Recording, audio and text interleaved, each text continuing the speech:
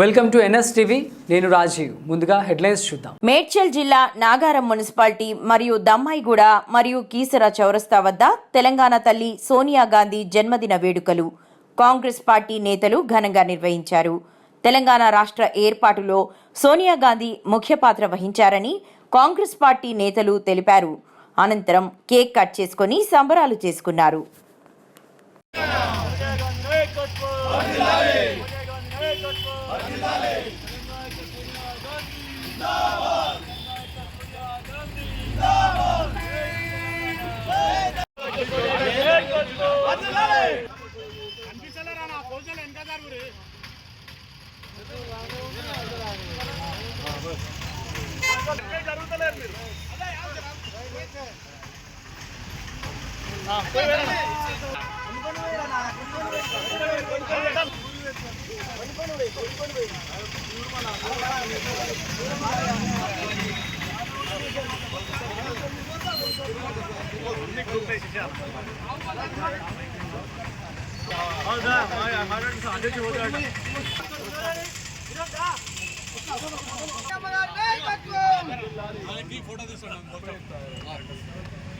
అయిపోయింది ప్రయాణ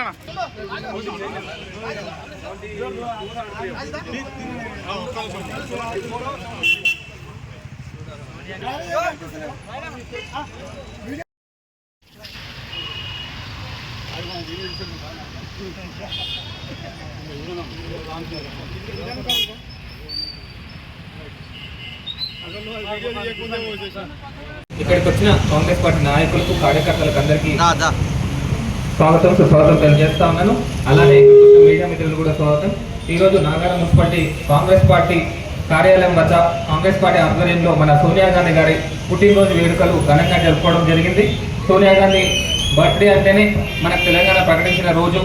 ఈ రోజు తన బర్త్డే గిఫ్ట్గా మనకు ఆ రోజు సోనియా గాంధీ ప్రకటించినందుకు ఆ రోజు మనకు పార్లమెంట్లో బిల్లు పాస్ చేసినప్పుడు కూడా బీజేపీ హ్యాండ్ ఇస్తే 3 ఓటుతోని ఆ రోజు సోనియా గాంధీ గారు తన తెలంగాణ 1200 మంది అమరులు అయ్యారు, 1200 మంది పిల్లలు చనిపోయారు, ఇంకొకరిని కూడా చనిపోనియొద్దని చెప్పి తెలంగాణ తల్లి సోనియా గాంధీ ఆ రోజు మనకు 3 ఓటుతోని మనకు బిల్ పాస్ చేయించడం జరిగింది.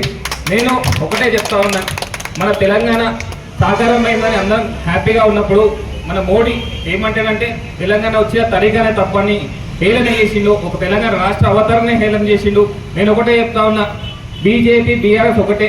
పార్లమెంట్లో లేడు కేసీఆర్ ఆ రోజు మనకు తెలంగాణ ప్రకటించిన రోజు పార్లమెంట్లో లేడు బీఆర్ఎస్, ఆయన వచ్చి సపోర్ట్ చేయాలి కదా, ఆ రోజు లేకుండే.